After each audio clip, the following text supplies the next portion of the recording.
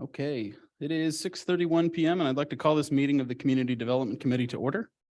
While this meeting is being held in person, in consideration of the ongoing COVID-19 health concerns, we are offering the option for the public to participate through Zoom if preferred. Instructions on how to attend virtually are included in the City Council calendar item listed on the front page of missionks.org. The public is also invited to participate in the meeting. If you are participating through Zoom, please either add your comment in the chat feature and it will be read out loud, or note that you would like to speak, and we will call on you shortly to make your comment verbally. Please remember your comments or questions are visible to everyone in the meeting. If you are part of our in-person group tonight, please raise your hand, but stay seated, and we will call on you to go to the lectern to make your comment. When you make your comment, please state your name and city of residence for the record. Also be conscientious of others trying to speak and speak slowly and clearly. This meeting will be recorded and posted on the city's website at missionks.org. Please contact the administration offices at 913-676-8350 with any questions or concerns. Ms. Folks, would you please call the roll? Boltinghouse. Here. Ryard. Here. Kring. Here. Inman. Here. Chociej. Here. Davis. Here. Our first item of business tonight is public comment. Is there any member of the public who would like to comment now on an item that is not on our agenda tonight? Seeing none, we'll now proceed with our regular agenda. We have two public presentations on the agenda this evening. Our first presentation is a preliminary discussion of the request for incentives by Milhaus Development. And Ms. Laura Smith, would you please introduce this item? Thank you.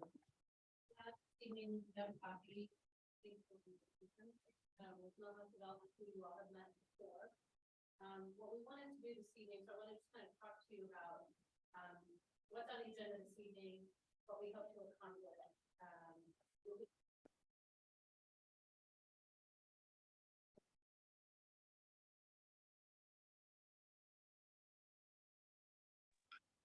Is the mic on? Probably not. There it is. Planning and development process. Thank you, Councilmember Davis.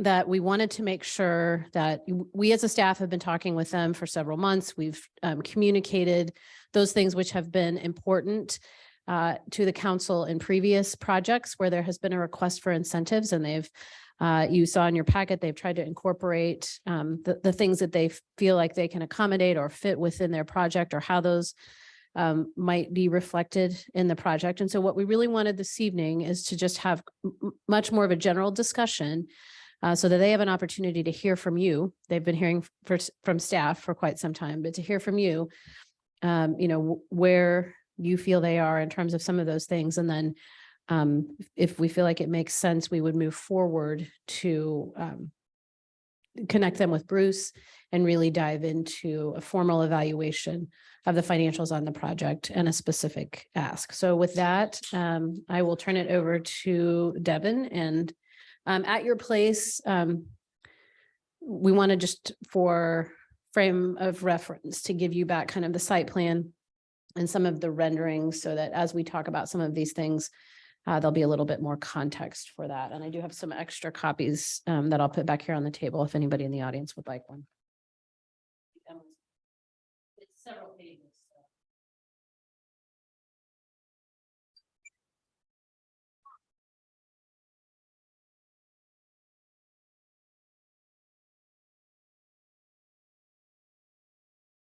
Okay. Go ahead.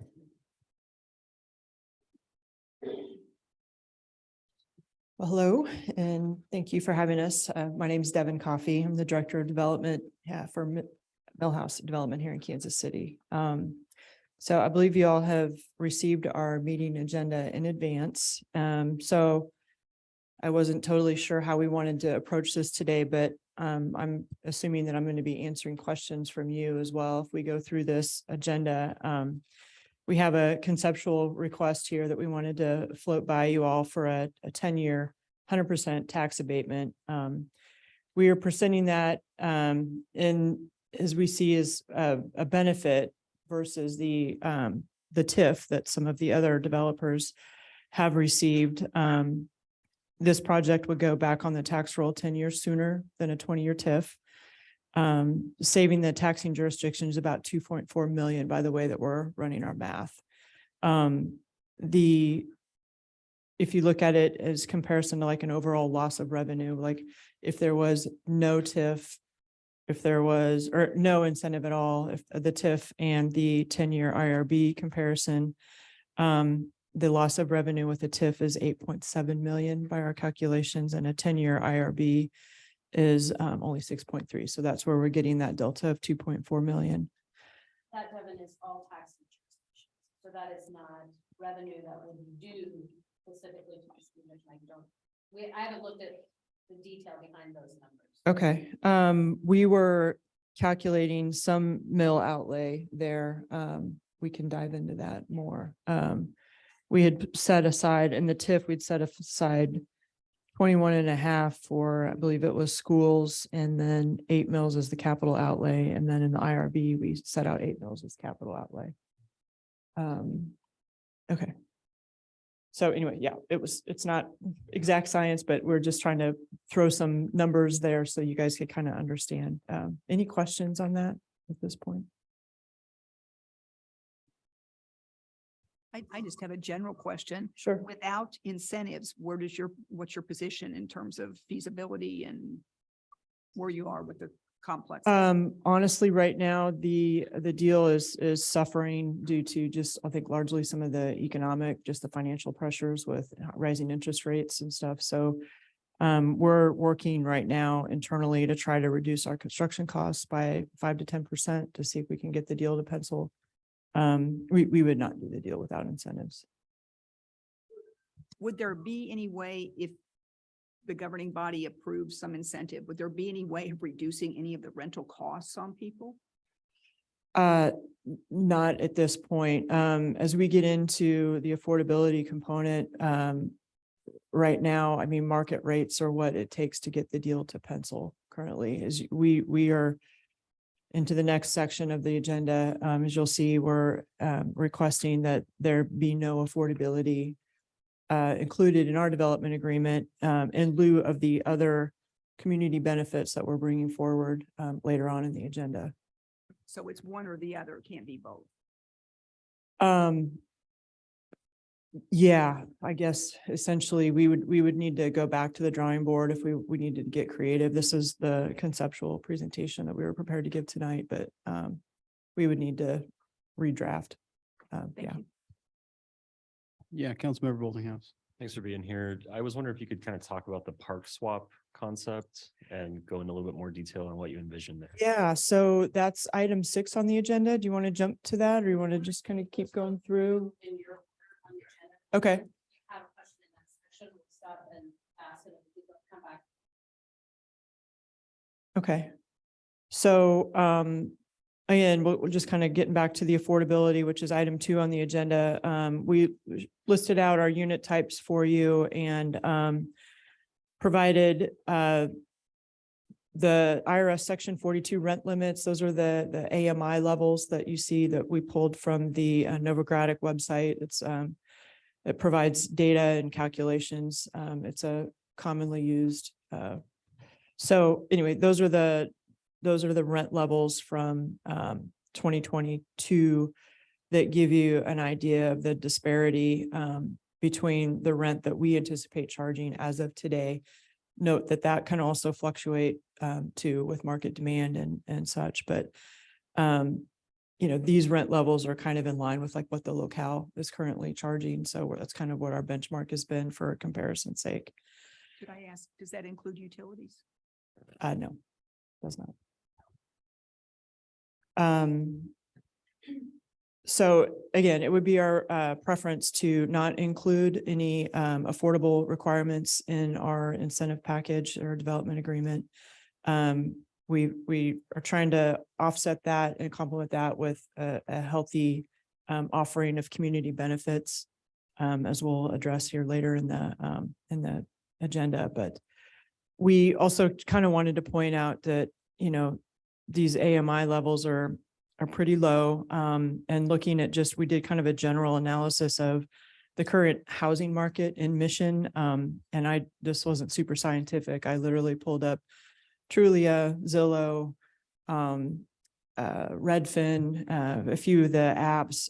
There's no housing for sale in Mission right now. There were 2 homes listed that I found that were $650,000 and $750,000.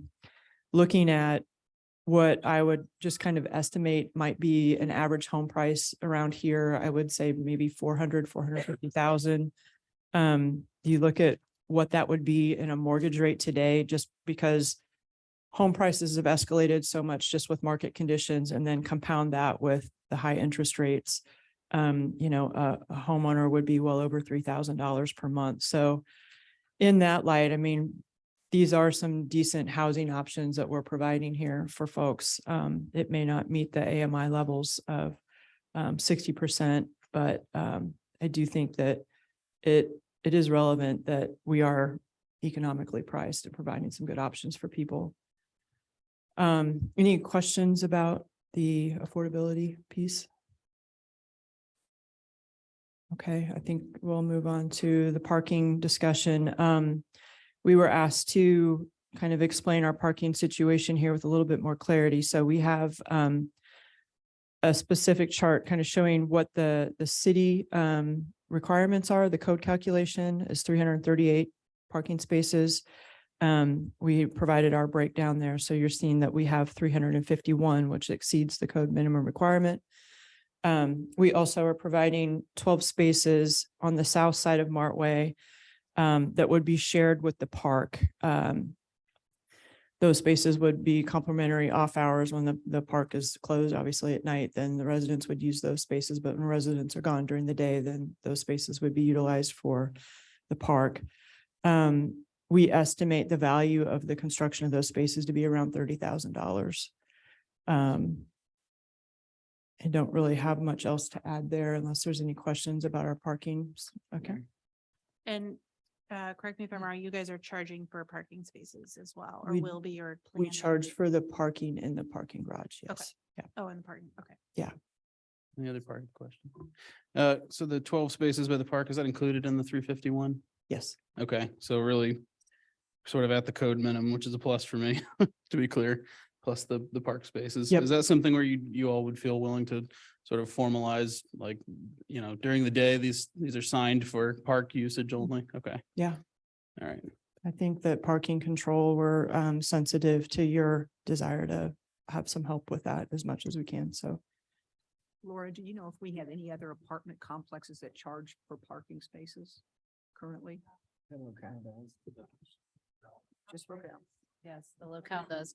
And I mean, I think, look, so is in your structure, if a resident has a car, they are required to secure a parking space that they pay for. I don't know if we can really require them. We definitely, as a management practice, encourage them. Educate them on the situation and where there is no parking. I don't know that we've actually employed that as a management practice, but something that we can, discuss. Yeah, and I think that's something we'll want to explore because I know we've had some issues in a change with the ownership of the locale and that resulting in Yeah. impacts to, and that's, I mean, we've had those conversations with you all, Sure. but we can certainly explore that. I mean, you Right. certainly have sufficient parking for the number of units that you have. And so I think as Yeah. we move forward- Well, and that's what I mean when I say we understand the sensitivities and the neighborhood concerns. And so our intent is to develop a program that will help alleviate that by, management practices and additional signage and whatever we can do to keep people from bogging down the streets. So just basically if you didn't require someone to have one that has a car and the person ends up finding a parking space on their own, like at our community center or at one of the vacant buildings? Yeah, if What that, is there to do? How well, do if we that monitor becomes a that? problem, I mean, we would, I think, we would address it through, a community, we would have a community outreach. When I say community, our rental community, our resident community. There would just be communication. If it was to become a problem, we would, start to monitor. We do keep track of people's cars when they move in. We take down their car, description, tag number, all that. And so we can track. And if it becomes a problem, we're noticing that and we're seeing people walking over, then we'll photograph them and penalize them however we figure out, we can. So, And we have signed the community center as a result of the experience that we've had with the locale. So we have the ability now that it's signed to do enforcement on our own property. yeah. So we can, we can certainly work with other private property owners to do something similar. So I think we're positioned, we know what to watch Yeah. for. We've learned some things through that process. So In terms of streets, Martway is the only one that's absolutely no parking at all, right? And side now streets. it is. Yeah. And side streets like Dearborn and Beverly, those are the limits to how long you can park on the public street. I don't know. I don't know that code. Okay. The car needs to move Every 2 48 hours. hours. Oh, Okay. Yeah. that's- But I mean, that's something that will, I think as with every project you're going to look at, does it necessitate or invite a change to on-street parking requirements? as part of our move-in protocols, like we would educate, the people on move-in, you cannot park here. If you park here, you are going to get towed and, and we would warn them and then also just be willing to work with you all and follow up if there's, problems, that's just how we've handled it in other situations. So, And we also, just to add to that, we also have put up signage now inside the first level of the locale parking garage that indicates the hours when that must be available, sort of the parking limitations there, as well as there's signage along in front of that property, which wouldn't really impact this project, but along Johnson Drive, we have the signage as well that talks about the 2-hour limit on parking. So. okay. Any other questions? I have a question. Yes, Mr. Davis.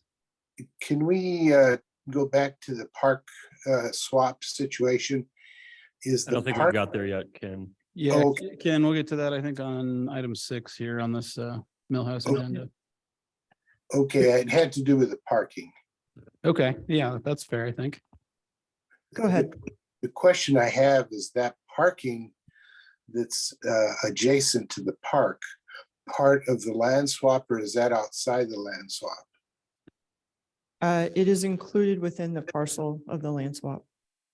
So that really would be Mission property, is that correct?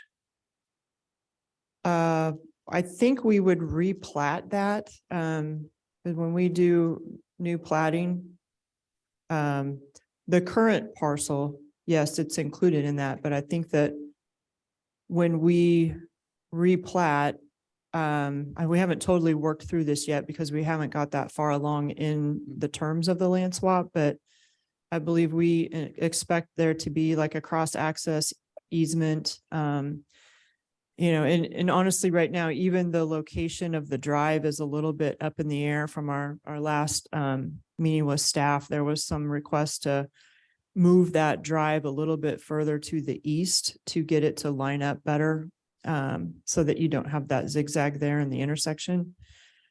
So that would move that parking further off, further into the adjacent property. So Well, I think what you're getting at is, yes, I do think there probably be some portion of the parking that will, remain in what is today currently that park parcel. But when we go through formalizing the plating and all that, I think that it may be deeded, or if I'm using the correct term, separately. Like I said, we haven't worked through that yet, so I don't know if I can fully answer your question. Well, I guess my question is whether the Mission has control over the parking, or is this something that would allow you to have extra parking on our city lot? Again, I think that the terms are yet to be ironed out. Yeah, Ken, and for my part, I think I'd like to just hear more from the staff in the future on whether we want to own and maintain those versus some kind of easement or whatever, get into those details maybe in the planning rooms. Okay, well, I'm going to talk about the usage issue in terms of daytime versus weekends and things of that nature, that we may have park activities.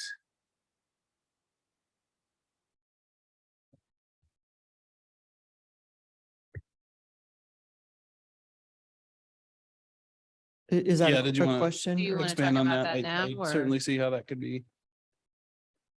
Well, Uh, we can talk about it when you talk about the swap, but I really want to identify when this is available for the city to use in terms of the parking. I think it would generally work during, like business hours or daytime hours. It would be park And parking. weekends? We haven't really thought that through, I guess, all the way. I mean,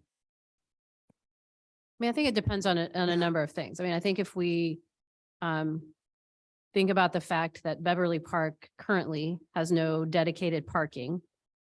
And so if someone is using that park, they're probably currently either parking on private property to begin with, or they are parking in the community center and walking across the street. That would certainly be something that would be acceptable, overflow parking for the park could be at the community center. I think it's something that we would, again, as Devin is saying, we'll have to look at because it depends on what amenities are in that park and how we anticipate using that park and when we think, what we think the traffic volumes would be. Is that a park that people are going to drive to use, or is that a park that people are going to walk to use more frequently? Yeah, I see Ken's concern about whether or not a resident becomes sort of reliant on having access to that and when that becomes a conflict. Sure. But it sounds like there's a lot more to details to get into before we'll So- have any sort of clear direction. You can see if it may be helpful to reference on the chart that we provide, that building has 42 units. So in theory, 42 cars, and there's 55 parking spaces on that south lot. So there is a sufficient Mhm. overflow there to allow for extra parking. My question has to do with the fact that you're asking for the residents there to pay for parking. If they don't pay for parking, they're going to use parking that's available otherwise.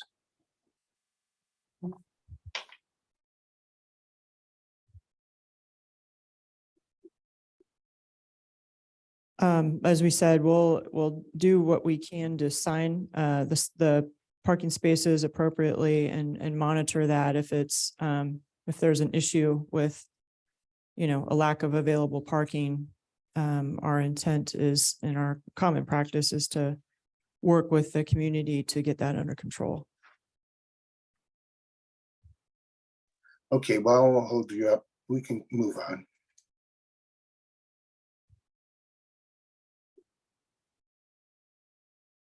Okay, thank you. So the next item on our agenda is the sustainability program. Our architect NSPJ, who y'all are very familiar with, completed for us the City of Mission's Sustainability Scorecard. I think we included that in our agenda so that you could kind of see where we scored. We expect to get 79 out of 100 points, which pushes us to the gold level. We expect to participate in the Green Globes program, which is the formal certification program. I know that some of our other developers in town have committed to the LEED program, and we've looked at LEED, we've done LEED. It costs about 4 times as much to do LEED as Green Globes does. It takes a lot more time to get certified, to go through the process. You have to basically hire an expert that knows the LEED system. It's just not real user friendly. We have done it on other deals, and I was able to track down a scorecard from a LEED project that we did in Indianapolis, another Milhaus project that I went through that and highlighted everything that we scored, and there's a lot of parallels. And I think that really what we've come to is it's just, the project is already struggling financially just with given the current market conditions. The additional time that it takes to get certified and then bringing on the experts and tracking all the sourcing, we just felt like it was kind of an unnecessary expense and an unnecessary burden to add on to the project. But would be open to either sharing more information with you guys on the comparison, if that would be helpful. But, you know, for example, like this project, you know, we are not necessarily cleaning up a brownfield site, but, you know, the Arnold buildings are pretty unsightly, and we've done an asbestos investigation there. We're budgeting $175,000 to clean those buildings up before we demolish them. You know, we are not reusing anything here, but other than those two, most of the categories on the list, we satisfy in some realm. And when I say that, I mean, our Milhaus base design building standards, we're already meeting a lot of the criteria just in what we do on a daily basis. So for example, like bike parking, the types of landscaping that we utilize, the proximity to walkable amenities, as well as proximity to essential services. We utilize high efficiency appliances, irrigation systems, fixtures. You know, all of our lights are LED.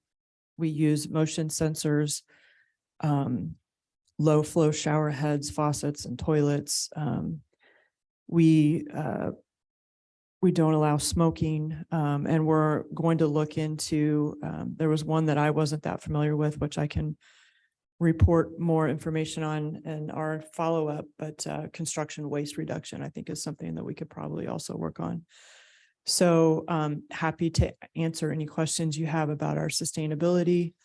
And then also we can look to follow up as appropriate with more information if LEED is something that's super important to you all.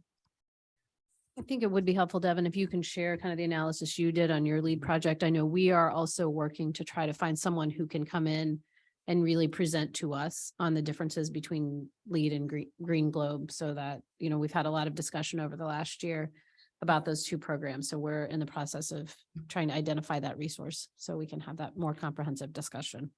So, I mean, literally what I did, like, I've got the sustainability scorecard I shared with you all, and then I found this, this LEED for homes. It's basically the LEED checklist. And I literally just went through and highlighted all the stuff that we already do. So I could probably just share this with you with some comments and.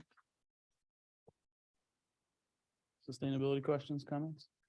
Yeah, you hit mine. I just more information about the parity between the standards. It's clear as mud at the moment, but I know. Yeah, I know I they're mean, both out there doing the work. But. Yeah, the LEED was founded in the US and just kind of became more, I think, globally popular. Green Globes is a Canadian, originated in Canada, I think in like 2000, and just I think from what I understand, like it's been adopted, but then also kind of like rebranded, like, you know, priority brand or branded by certain, like the BOMA, the Building Management Association in Canada has created a version that's their own. So I think that their identity's kind of been broken up because they haven't maintained that consistent like brand identity that LEED has. So anyway, yeah, happy to share, like I said, the two, and then you guys can just do a side-by-side comparison and see where some of the criteria are. So we'll follow up with that. And then Any trees down? Probably, I don't honestly know for sure. But we're definitely replacing quite a few trees. I was kind of going to get into that in the community benefit too. We talk about the street trees and actually in the design. So this image that's in your packet, the color image, you'll see as you look along the south side of Martway, the sidewalk there is pushed next to the street. And some of the feedback we got from staff comments was that they would like us to bring that sidewalk closer to the building and plant trees between the street and the sidewalk, which also will enhance our LEED rating or Green Globe rating. It creates a more safe environment for pedestrians, and it's also just more aesthetically pleasing. But it also provides more coverage too when it comes to like, shade. So that helps with your lead rating as well. So a couple of things that we proposed as far as the community benefit had to do really like with the bus shelter relocation and again, the sidewalk locations. The current conditions right now are a little bit unsafe. There's 2 uncontrolled crossings along Martway Street within a couple blocks of the site. And one is used for the Rock Creek Trail. The other one is for the bus stop at the community center. We've talked about this with Brian and the team, and we understand that this is a rather lengthy process, but if the city should desire, we believe that the project could feasibly accommodate relocation of the public bus stops, the shelters, shifting them east and to a much safer location. And then we would be aligning those crosswalks and making them a lot more visible to drivers and keeping the pedestrian more safe that way.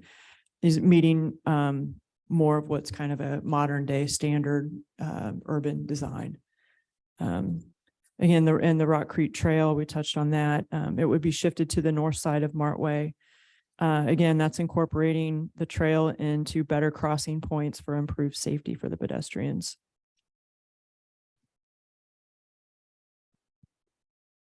As it relates to community benefit. Yep. Do you have a security system, a security person that's at the location? I don't know that we usually staff them with guards unless that's, I mean, I've worked on properties that we've had to do that.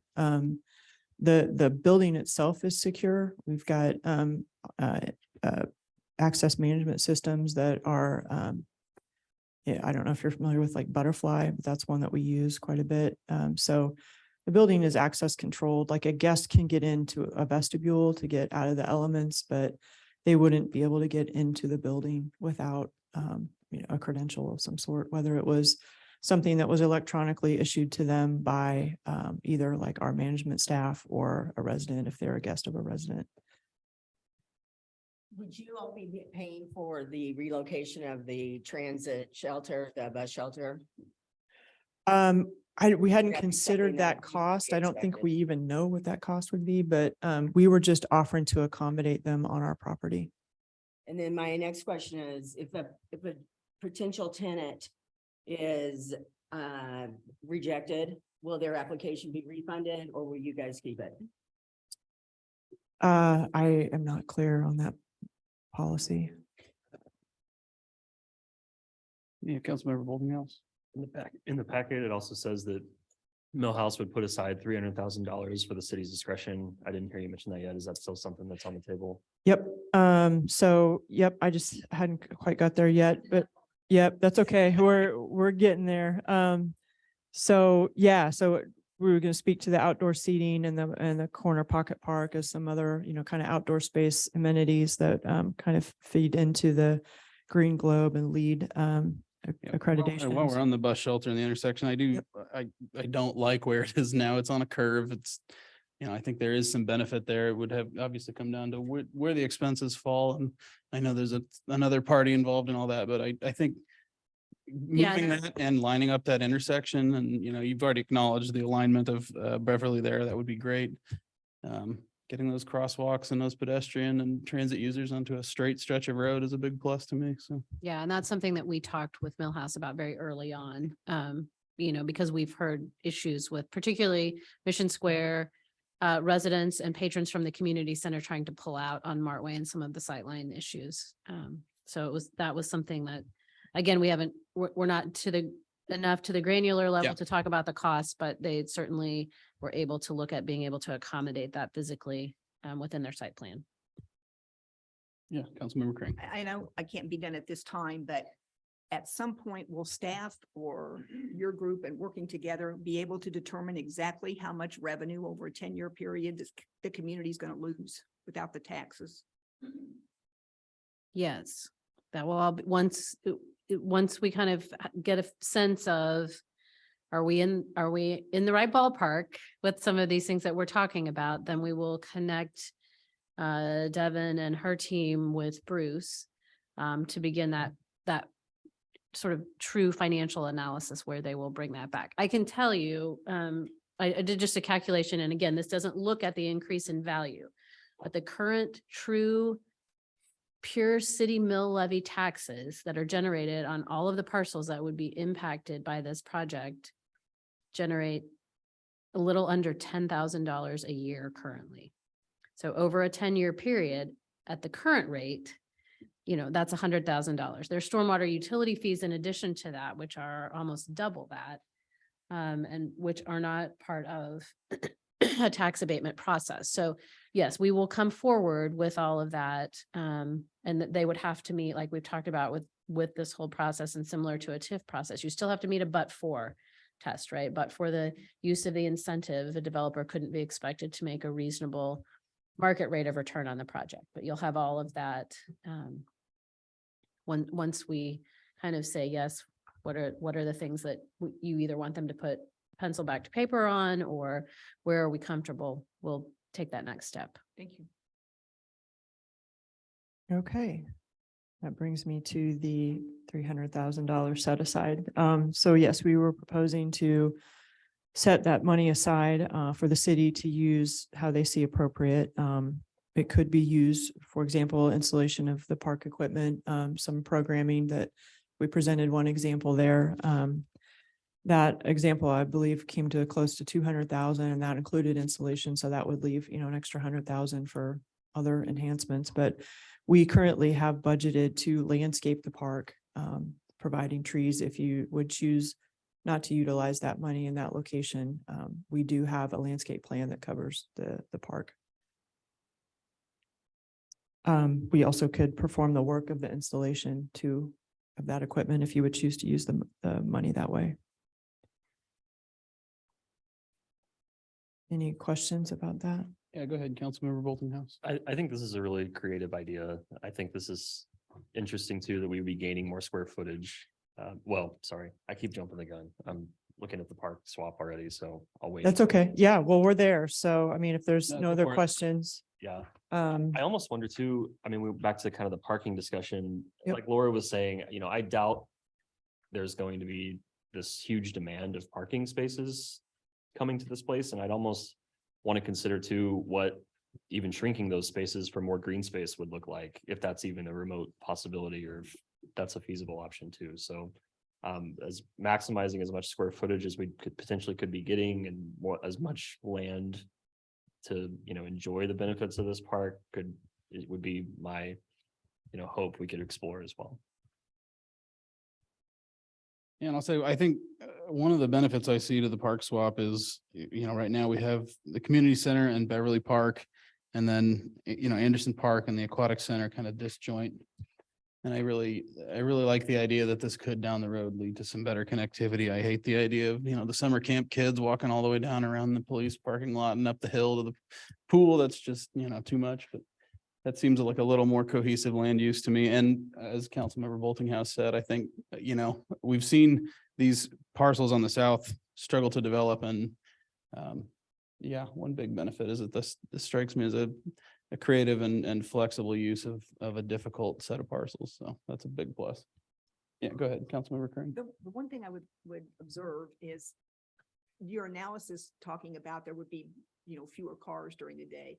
Things have changed so much in the workforce because a lot of people work at home now. And I don't know how that factors into discerning how many cars will be there versus there used to be, if there were 40, 30 of them are gone during the day. Things have really changed occupationally for people working. A lot of people work at home.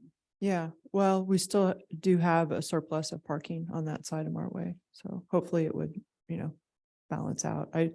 I'm personally always amazed, like, when I've done other apartment developments, people think, oh my gosh, 250 people moving in, that's gonna be 250 cars all up at 8 o'clock in the morning. And it doesn't ever materialize like that. Everybody's on different schedules, going different places. And like you said, people are working at home. So, some people might get up and work at home from 7 to 9, and then they might leave and go to the gym and run a few errands till noon, and then they're back. And, it's just, there's no really good rhyme or reason, but, the traffic impacts and parking, I think, are always more diffused than I would expect them to be. So.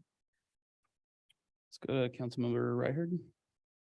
Yeah, I think the only thing that gives me pause is that, part of that parcel is going to be used for parking. So it's not technically like 100% green space for green space in that square footage that we're looking at. So I guess I would like to know what the actual green space square footage is going to be with that piece of parking put in there. And I understand the benefits of having a parking area, for that park, since Beverly doesn't have it right now, and the corridor and all of that. But yeah, kind of like Councilmember Boltinghouse said, I want to definitely maximize as much green space as we possibly can in that park. So we have a kind of Yeah. even. Well, green and space swap. Councilman Kring and I, we talked about it at our neighborhood meeting a little bit too, and that's why I kind of came up with the some dimensions and stuff to the park, because it is important. We understand that. And then, but there's this caveat too, that also the design's a little bit in flux right now. So if we are gonna try to work to align that drive with Beverly, then that's gonna change the square footage. So we do expect to iron that out, and we're sensitive to that topic. Boltinghouse. Thanks, Chairman. One thing too, I'd like to explore if we do consider this park swap is, when we talk about things like Waterworks Park, there's a lot of underground cable and lines and pipes that sort of limit what we're able to do on that site.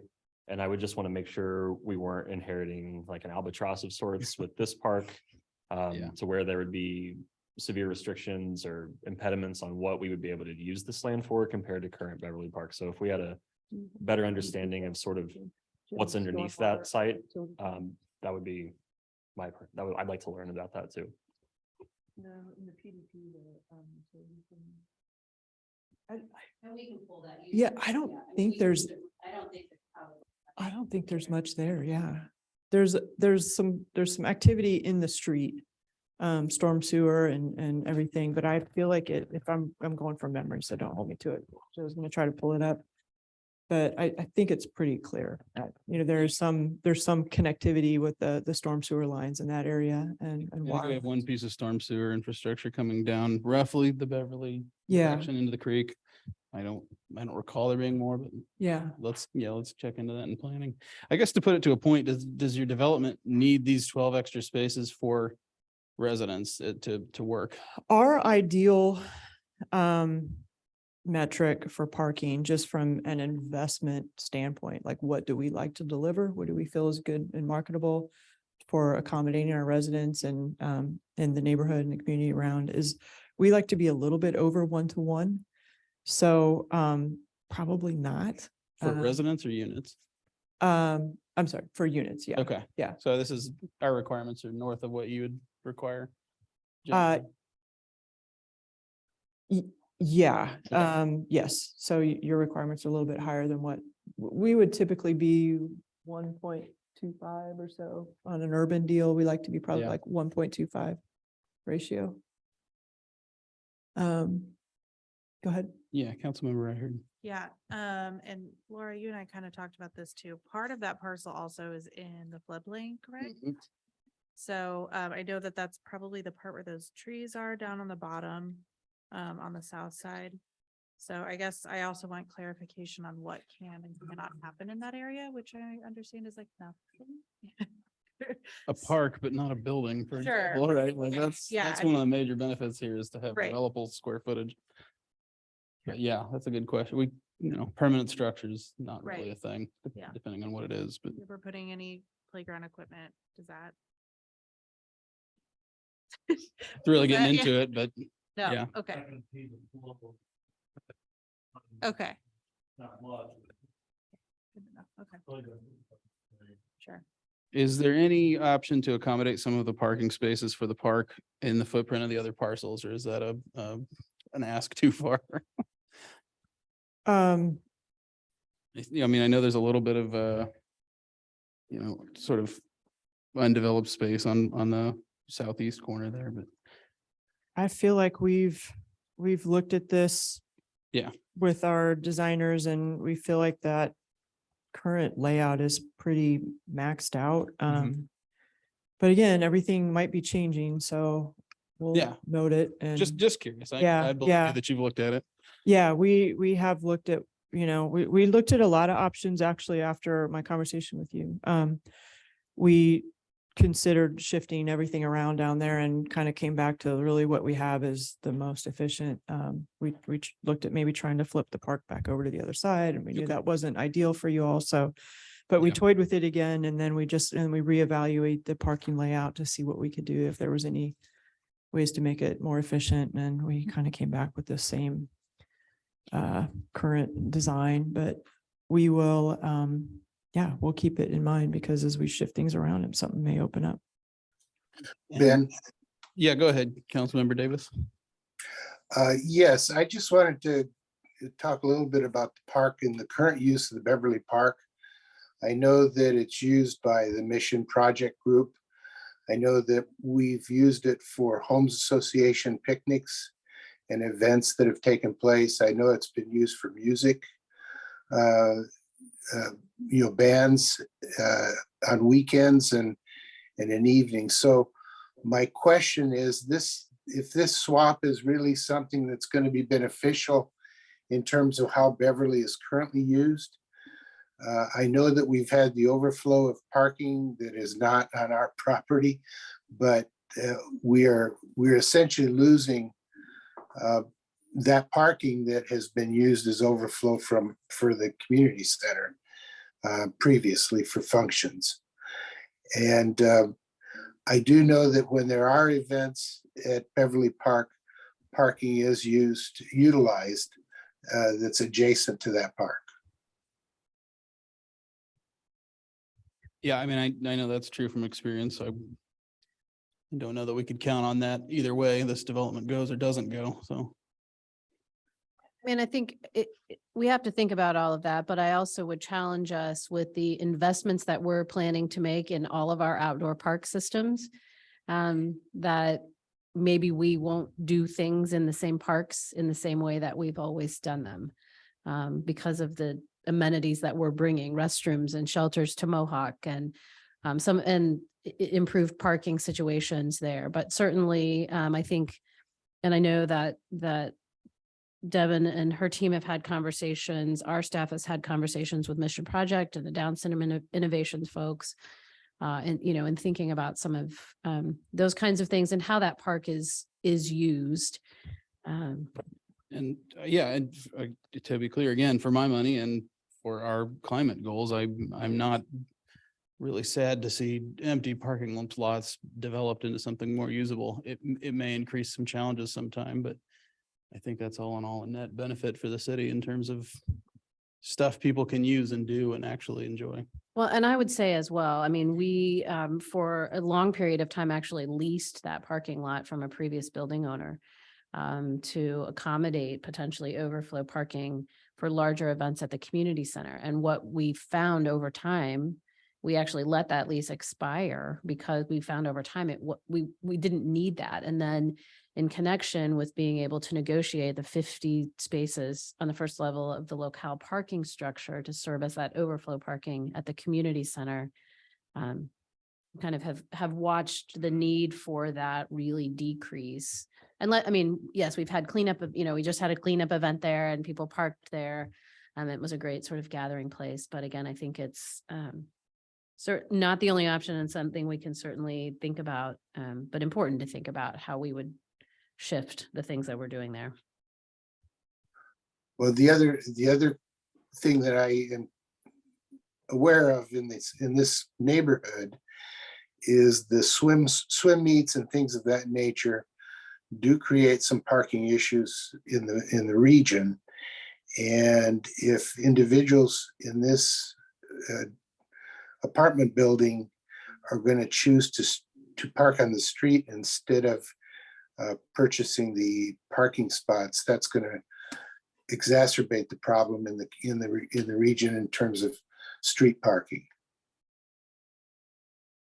It could, but you'll be pleased to know, we actually formalized or are in the process of formalizing a letter of understanding with the Mission Marlins, something that we have not had in the past, done it at their request also, but it specifically addresses how we will handle parking for the large meets and events to make sure that we are not having the negative impacts that we have sometimes historically had in the neighborhoods.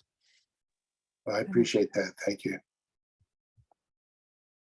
I don't know many swim meets that don't negatively impact the surrounding mass chaos. Anything else on the land swap? Okay, All right. So last but not least, and then I failed to recognize that we actually have the image here of the lines, the utility lines, mhm. and what would be that that park location. So you can see it's fairly clear. A few power lines, it looks like, and but not much really impacting the area there. So yes, the sewer line, again, this is another what I think could be considered a community benefit. You know, we're looking at spending close to $1 million here to improve and upgrade lines, doubling and tripling them in some locations for what is, you know, way under capacity or way over capacity system. Hopefully you would share our opinion that this is a huge benefit. I've heard some pretty frustrating people are pretty frustrated with the situation here, and at the lines in Beverly and Dearborn are not in great shape. There's also a culvert that's collapsing just north of or kind of on the north corner there of the where the existing park is now, that I believe is city owned, and that we would come in and we would take care of that.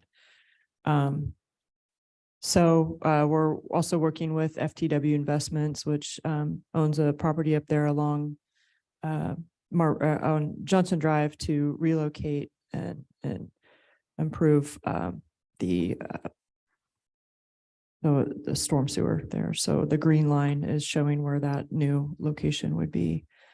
So any questions about what we're trying to do here with the utility upgrades?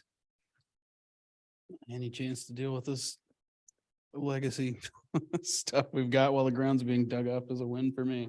Yeah. That feels like it's a pretty significant improvement. So that completes our agenda. Happy to answer any other questions that you have. Councilmember Kring. Could you just remind me, the first floor, are there offices or things down there, or are those apartments? A mix. So there'll be a little bit of retail. We think that will be on the southwest corner. Okay. Something not a tremendous amount of retail. The environment right now really isn't conducive to leasing a lot of retail space. So, but we would try to maintain activity along the Martway corridor there in that building, in the main building.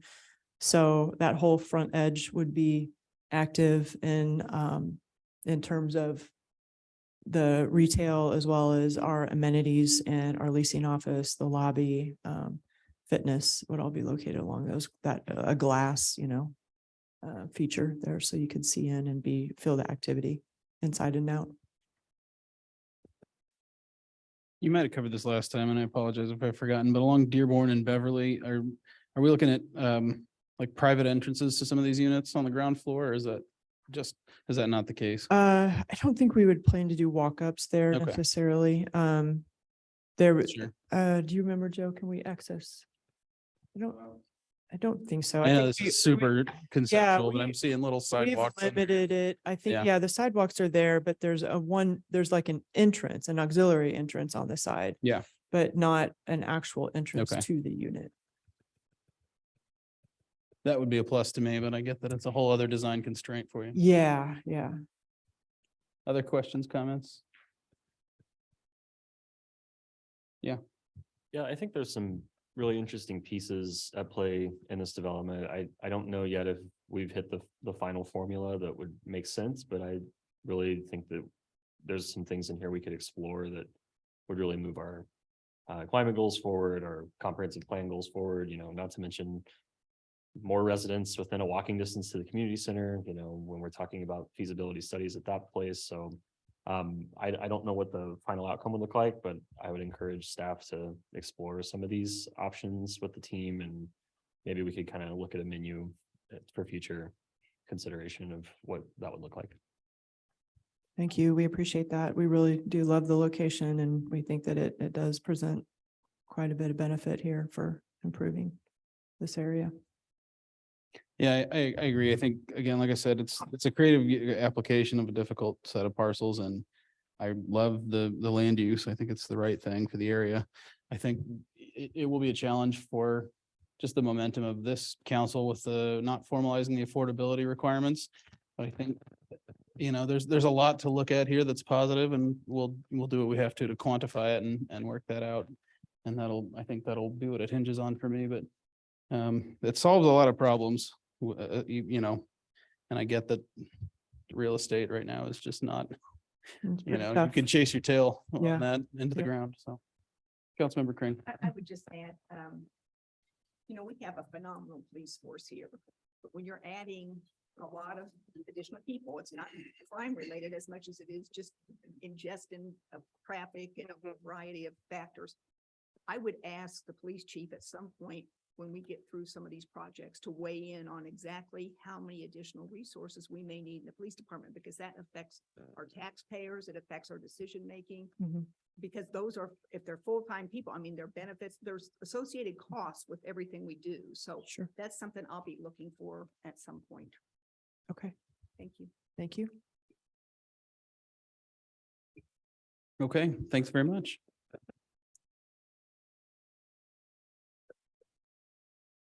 Our second presentation tonight is regarding guidelines as discussed by the Sustainability Commission for a residential energy audit program with Emily Randall. Yes, hello, thank you. As you may have recalled, that a home residential energy audit program and weatherization program was one of the 18 recommendations from our Climate Action Plan Task Force from last year. We've been having some really great discussions at Sustainability Commission about the form that might take. And I just wanted to share those with you before we start promoting, but I think we're close. We've talked also with the cities of Prairie Village and Miriam, who have similar programs. And with the $30,000 that you've set aside for this year for the program, what we're proposing is that we put a sign up out to the public that is fairly nominal and is able to just gauge interest of any resident who would like to be considered for the program. And that we would fund an energy audit for their home, which we're finding around the cost of $300 to $350. We would just fund it outright. And we would take all interested parties and kind of screen them for a few criteria to the advantage of having a very diverse sample of housing type, housing style, so that anyone else who didn't have one of the audits funded would be able to learn something from it that they may be able to see their home in the results. So we kind of, we're using this program not as maybe like a demonstration program. So front load and fund these audits to get word on the street for neighbors talking to neighbors. Maybe we share the results and information with homes associations and things like that. Because I really think that a lot of people's barriers to doing this are either knowing whom to call at first, or even knowing that a person can do one of these things, or knowing the likely recommendations that would make quite a bit of difference in their energy use following the audit. And I think that anyone that would want to participate would have to sort of waive the ability for us to take photographs, to share the results, and to really maximize the communication potential that we have from the audit. So following those 15 that we do, we would fund on a sliding scale income-based basis up to probably around $1,500 for the recommended improvements. And we've had guidance that a lot of the recommended improvements, maybe short of window replacement, and that would that 1,500 would go quite a long ways in a lot of the recommendations that are likely to come forward from the audits. So we're really hopeful in that we can kind of use a little bit of the seed money, but kind of try to maximize the results and get kind of a splash in this first year, and then see what we do in future years. But I'm really hoping that we can target it. We've talked to almost 3 contractors who perform this work, who are happy to do the audits in a kind of constrained timeframe, so we can kind of just hit them all and get the results back quickly. And I think without having to go out and find bids and do all of that, we'll be able to get some momentum going so that we can kind of cull those results and then share them back out. So that's the approach. Yeah. Councilmember Raymond. I have a question. Thank you. Is this a grant program provided by Mark then, or KC Action? No, no, it's the 30,000 that we set aside in our 2023 budget from City of Mission funds. Okay, thank you. Mhm. Councilmember Bolton. Thanks, Emily. In the application for deciding who we choose to do the audits on, has there been any consideration on likelihood that some of these pieces will actually be performed by the homeowner afterwards? Because it'd be really cool to see the actual realization of some of that study instead of just sort of saying, oh, I know about it, and then it goes away. I'm sure you thought about that, but. just Yeah, wanted to- it's hard to know. We talked a little bit about that in terms of trying to prep people for understanding the costs, the likely costs that might come later.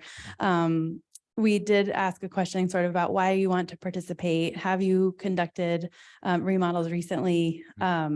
And are you, gauge just how likely, I mean, just, someone's word without knowing true cost is difficult, but to say sort of and also to make a statement of the goals of the program up front, be very clear that what we want to do here is increase awareness, but B, see some real change. But I do think that regardless of the 15 people that we select, we would still have, what I'm excited about, honestly, is gathering contact information for anyone who's interested and connecting people with contractors who can do work. And so even if it isn't all of the 15 that we do the audits for, the information, I think we could still, you can skip an audit and still do insulation in your attic that you didn't have before. And I think as long as we make that information really accessible, we can still see the equivalent of 100% success rate in the implementation. Cool. Yeah, I was just thinking about like Mission Magazine tie-ins. and Yeah. Stuff like that. Yeah, for sure. Yeah, we do want to sort of say like, you can be famous, be one of our 15, but you got to do the thing, So show us what you do. One thing that concerns me a little bit is sometimes energy improvements are an easy thing to sort of, have a contractor come in, wave their hands and hope that it improves things. Do we have any, and I know it's expensive to measure and inspect and monitor, but it'd be nice to just be able to know, like, if we're saying, hey, we're gonna go blow insulation into your attic, that we know that they're getting the right amount. Yeah, we're working really closely with the Metropolitan Energy Center. Yeah. And they're the experts that I know to trust. And I think that's as good as I can do so far. Yeah. I think. It's a personal thing. I've been shortchanged on the blown in insulation myself. Yeah, so. no, I mean, great to hear your feedback, but yeah, we'll check. What fund does this come out of? We have it as a set aside from the general fund, I believe, from the 2023 budget overall. Any other questions or comments? Thanks, Emily. You're welcome. Okay, moving on to our action items for this evening. The first action item is acceptance of the meeting minutes from Robin Folks. Thank you. Draft minutes of the April 12th Community Development Committee meeting are included for review and acceptance in your packet tonight. Other comments or recommendation? Recommend acceptance. Okay, consent. Next, we will consider Public Works capital equipment purchases with Brent Morton. Hey, Brent. Thank you very much. This is our 2023 capital equipment for Public Works. The 2023 budget included $146,000 in the equipment replacement reserve fund for the purchase of an F-450 to replace the one we have now that is at the end of its useful life. Utility vehicle used for snow plowing and special events. And then our Wintrax car wash system down at the Public Works facility that anybody in the city, police, community development, everybody can come down and wash their cars, which is a cost savings to the city. The Ford F-450 was ordered in January of 2023 and has been approved just with long lead times and being able to get the vehicles in 2023. This item is for the equipment to build that truck out, the bed, the spreader, the plow, kind of everything related strobes and safety equipment. At a cost of $32,827. The utility vehicle is also 2012 and it's time for its rotation. We're going with the Kubota utility vehicle. It's basically spec'd out the same way the one we have now is with the snow plow and It's got a more efficient spreader on it now. It's a drop spreader, so we're not casting ice melt into grass and landscape beds as well. So we can try to kind of save some of that stuff around city facilities and parks. The gator we use now, our utility vehicle, is going to pass down to the Parks Department to help maintain some of the ball fields, and they've got more special events, and Taylor with the Parks Department is using it more frequently now. So they'll have the ability that we have two in town, and then it's still got a snow plow equipment. So it's a good backup during the snow season if we ever have breakdowns, because some of the equipment that we got at Public Works is we only got one. So if it breaks down, it really puts strain on our staff during heavy snow and those kind of operations. And that is at a cost of $34,191.35. And then our Wintrax car wash system is on a 15-year rotation. It's been a good system. It was constructed with the facility in 2007. We've had good luck with it. It's starting to show signs of age, just with the amount we use it, washing asphalt trucks, all the snow equipment and all that stuff. It's taken a beating over the years. Wintrax is a local company down there on Fox Ridge, so they've always given us good service, good prices. The system we got now works good, and it's a cheaper installation. We're getting everything updated, but it's basically the same equipment, just everything updated. So brackets and service lines and stuff like that. Some of that stuff can be reused. So it's a cost savings, getting that installed at our facility. And that's at a cost of $15,896.84. Everything almost came in on budget. We're about $255 over estimated budget. There are additional funds in the surplus of the vehicles we sold. So it's a minimal expense and we can cover that.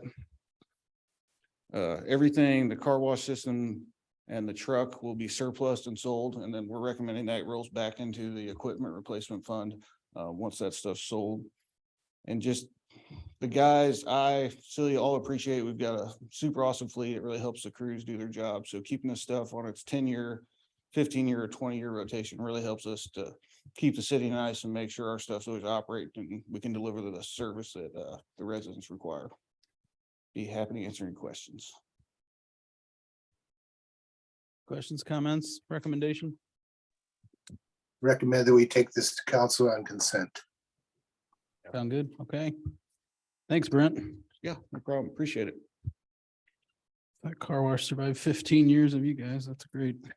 It has had some maintenance in that Yeah. 15-year period. So Yeah, still, I mean, that's good. I'm just so glad that we can all take our cars down. Yeah, anybody in the city, you said, that's splitting hairs now. I'm technically employed by the city, right? Next, we have consideration of a resolution ratifying emergency expenditure of funds to perform stormwater repairs. Yes, I appreciate that. On April 17th this year, we were notified by residents that we had potentially 3 sinkhole locations around town. We had one at 6100 West 62nd Terrace, 5816 62nd Terrace, and 57th Street on Riggs.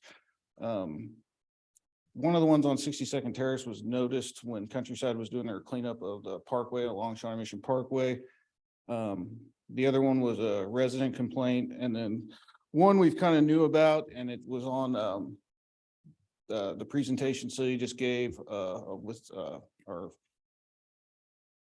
ongoing stormwater miscellaneous project, I guess, with, bad infrastructure, poorly designed, and, nuisance issues. So can't totally fix it, but they were all deemed safety hazards. We got out there, we put steel plates on them, investigated all the situations, brought Kissick in to video all the pipes, because we haven't been through the inspection of our complete system yet. So we need to verify actually what's going on and how far the problem is. The one on 62nd Terrace, it's right there at the culvert. It's taking the water from Shawnee Mission Parkway and down to the creek channels within Countryside. It's starting to undercut the head wall, and that's what's causing those sinkholes on the backside of the wall. So it's going to get an invert port in it. And all 3 of these locations are also not to the standards. We'd install stuff today.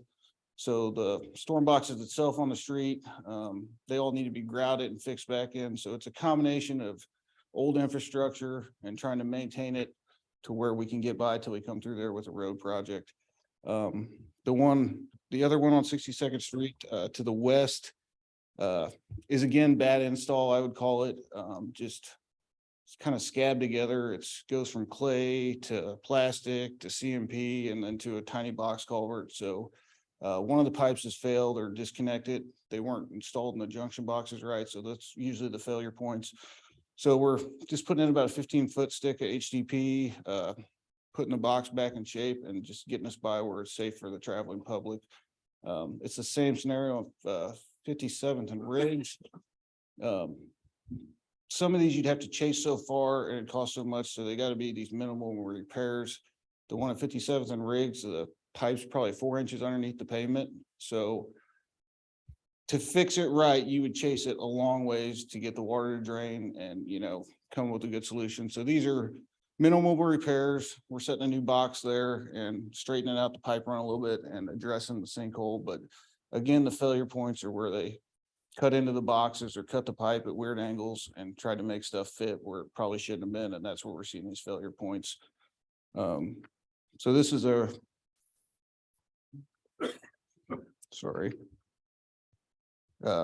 question of resolution ratifying the emergency repair funds to perform stormwater repairs at all 3 locations. Laura's already signed it, so we've got it underway. They've got locates in, so hopefully we can get these fixed in the next 2 to 3 weeks. And another thing is, I know it's just one bid. We've used GB construction for other stuff like this, but it's hard to quantify these kind of repairs when it's not a full-blown design and replacement and new infrastructure. I feel we're pretty good down at Public Works of looking at a bid and realizing, you know, we're getting a good deal of what we're getting and, you know, they're not raking us over the coals. So that's why we're going with GB Construction, and they've done this for us probably 3 or 4 times the last couple of years as well. So good quality product. Be happy to answer any questions. Are one of these sinkholes the one that Councilmember Davis discovered? Yes. Should we just send him street by street out at night and see if he can find? Or somewhere? alternatively, should we stop sending? Yeah. Yeah. I don't know if I got that kind of time. Gotcha. No, thank you, Councilmember Davis, for helping with that. Ben, I just wanted to say thank you to Brent and his staff. They're very prompt in responding to this identification, and it really was identified by some children that were helping with the cleanup. And they were poking their heads down there, and it was a little bit dangerous, but I really appreciate the fact that you're addressing this right away. And I support it, and we're good, and recommend that we move it to consent or non-consent, however the group wants. Well, and on that point, you know, you're saying we're going over it as much as we can, not going out to get 5 bids. I think you're doing as much as we could ask you to do, and kids are poking their heads in the sewer and it needs fixed. So thank you. Just one little. Yeah, note. go ahead. I guess one little note is like us being aware of residents or, you know, anybody telling us about this stuff if we don't see it. Yeah. So the one that Ken's referring to, if this one wouldn't have been caught and let go probably another year, I mean, the head wall could have fallen in or had some major collapse, and then you're in it 300,000 instead of 30 grand trying to, you know, repair it. So knowing about them, getting ahead of them. I mean, it's not the all-in fix, but it is cost savings in the long run until we can come through with the street project and do it economically and do it right. Well, you're not bothering me any moving quick on there's a hole in the road or hole in somebody's yard. So Great job. We Thank you. appreciate you. And like Kristen said, I'd be fine with consent too. consent. Okay. Thanks, Brent. Thank you very much. Final action item for tonight, consideration of fencing replacement at the Powell Community Center for Mr. Almany. Is this really happening? Yeah, I can't believe it. Yeah. He's got- Yes, finally, it's happening. Good evening, council. So you may recall in 2020, a community center patron drove their car through the fence and over the retaining wall on the same southeastern section of the community center. So we got that repaired in relatively quick time, reimbursed from the city's insurance carrier. So that was good. Unfortunately, 2 years later, microburst came through and knocked over that same section of fence. And partial delays due to just vendor disinterest. There were some concerns with actually matching the same style and fabrication pieces. So that factored into it, but we believe we got the right vendor in place. They're recommending the same vertical spires, the aluminum black 36-inch height. They've even agreed to anchor it into the ground so that it's more solid and can endure any kind of wind or accidental bumping of a car or maybe a patron hanging onto. So we feel pretty confident in that. 5 vendors were solicited. Like I mentioned, only 3 had responded. And at the time of budget preparation, staff believed that we could reuse at least a pretty significant chunk of that fence that had fallen down because we didn't see any damage to it, but it had been compromised at weld joints. And so it's in our best interest to replace the entire section. So since this project was not initially included in the 2023 capital improvement project budget process, staff will forego the trash and recycling can replacement at the community center, which was initially approved for $15,000. And we'll utilize those funds to take care of this fence replacement and then push that trash and recycling can replacement to a future year. So in order to finally move forward on this project and potentially avoid any fall hazards, staff's recommending approval with a contract with Mid-America Contractors, who was the lowest and most responsive contract and bidder, in an amount not to exceed $13,479. And then this project will be funded from Parks and Recreation sales tax dollars. I'm happy to answer any questions. Questions, comments? Ben, Yes. question, what kind of insurance did we get? What was the amount we got when it first was replaced? So it was a little over $16,000, and that was fabricated by the initial installer. And we didn't save on that, right? No. I believe Brian's going to answer a question. So if my memory is correct, we filed that with the insurance company and we were reimbursed for most of the cost. What's happened since then is our deductible for property insurance has gone up dramatically. So our deductible now is $10,000. So we didn't file this one with the insurance company. You said they're going to anchor in the ground this time as opposed to, well, they just tell me they're not bolted into the top row of block or something? Correct. Yeah. And so that top don't row like of that. block, rather than being anchored, deep through, maybe 2 or 3 layers, Yeah. it was just glued onto the second layer. Yeah. Okay. So wasn't the best construction. No, I don't think that'll take a car hit. Okay, good to know. No. We take it consent. Consent. Okay, Thank you. thanks, Penn. That concludes our action items. We have no discussion items this evening. Ms. Smith, are any department updates for the Community Development Committee? Yes. And like, there are a couple of things. Brian, I don't know if you have anything for community involved. Yes, after beginning the hiring process for a parks worker 4 months ago in earnest, we finally got our first one hired. The great gentleman just got back from serving our country in the military and happy to take on some landscaping duties. So we will take all of his effort and help spread out some of that work with Taylor.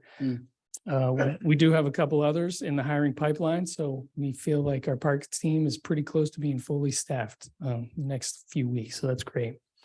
We got Mohawk Park, got cedar in, and that is being laid on the pavilion as well as the restroom structures. So swing by and check those out. And we just found out from one of the suppliers that only half of the ballast fabricated was delivered because they're experiencing delays. So that could potentially push us back to the tail end of May, maybe the first part of June. We've heard from our general contractor that they're going to put all of that has been delivered into the restrooms so that at the very least, the restrooms will be completed on time. So pretty exciting. Thanks, Ben. Just wanted to share and thank everyone who participated in the cleanup. We did a community survey and had 33 responses from a pretty quick turn, but everybody gave us great feedback. We have, as the event grows, we have a lot of thoughts about how to manage all of that. But really nice ideas about a different sign up mechanism that I think will help, and maybe people able to select their locations. The locations are becoming more formal as we grow. At first, it was sort of like a mental game, but now I think we're going to identify the sites. People have the option of signing up ahead of time. Just some different things about kind of information sharing and letting the people, you know, there's veterans who've been with us now 2 years, but people also who appreciate a bit more direction. So we have that feedback, but overall, 4.63 stars out of 5 was our average, and of overall satisfaction with the event, and 80% would be likely to return next year. And I think you all know that it was a very fun time. So thanks. How many bags of trash? 82 bags of trash that were collected. Yeah. I will say also that people were amazed with the trail. A lot of people didn't know the trail Yeah. existed. They haven't walked the whole thing. I had people commenting, I didn't know that trail was there. It's wonderful. So that was. Yeah, we had that feedback with our parks as well. I mean, it was fun to send people to different parts of the city. And so that was a benefit too, I think. Thanks. Where was the trashiest area? Ooh. 51st. My. We didn't our get to backyard. touch the trashiest area due to construction concerns, but we're working on it. So Foxridge. But So, yeah. we did what we could. Thanks, I just want to Emily. make sure I don't want to sign up for that area. Yeah, I think they'll keep telling us where to go. Yeah, and just a couple of other things, and I forgot to remind Penn, but we're working right now on the documents to get the Broadmoor Trail bid project out to bid, Yeah. which will be exciting. Just a reminder too that I think you received an invitation to the Public Works Barbecue on the 19th from 11 to 1 out of the Public Works facility. We're excited to be able to bring that back and sort of gather. And for those of you, I think most of you have seen the Public Works facility.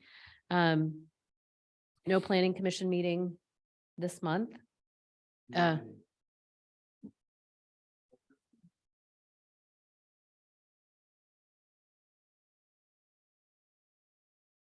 UMKC Design Studio, I know a number of you attended their preliminary presentation last month. Their final presentation on the Rock Creek Trail design ideas that they've come up with, and it'd be Rock Trail kind of going west towards Metcalf. That'll be next Wednesday evening, I believe it's 7 o'clock at the community center. So you are all encouraged to come and hear the great ideas. So. You have a question, Debbie? No, I had a Okay, comment. okay. Sorry. And No, I'm sorry. just one more thing quickly. I know, Brian, it's very preliminary, but I've had a meeting today. We've had some businesses along the Johnson Drive corridor reach out about the potential for bringing some recycling opportunities down to that corridor. And I think you met with some of those folks in GFL today to kind of think about a proposal that we'll bring back. Emily can probably expand on this, but Bike Walk Kansas City is hosting an event in Broadmoor Park on Friday at 4:30, unless it's been changed. Emily knows. It's Rushton's. It's not the city's event.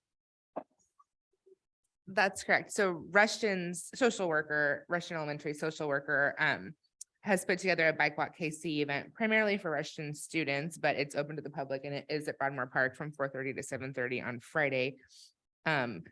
It's looking like it may get rained out. So our rain out date is 2 weeks later on Friday, May 19th, but that will be at Broadmoor Park. The Bike Walk KC part of it will be in the parking lot of the building south of the park. So the Broadmoor Park parking lot will still be available for any residents or for use, but they will be using the trail around there.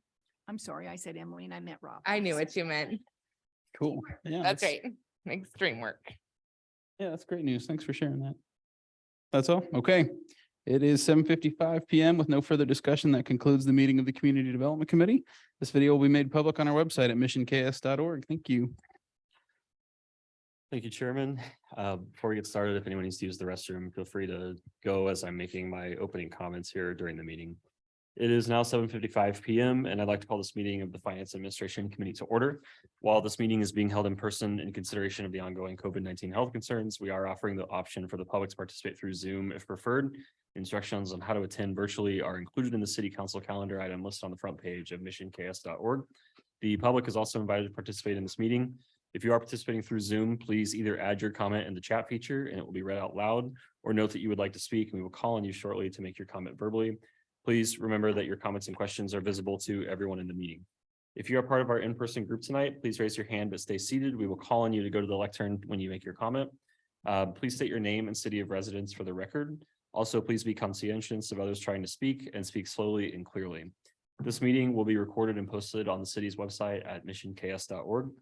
Please contact the administration offices at 913-676-8350 with any questions or concerns.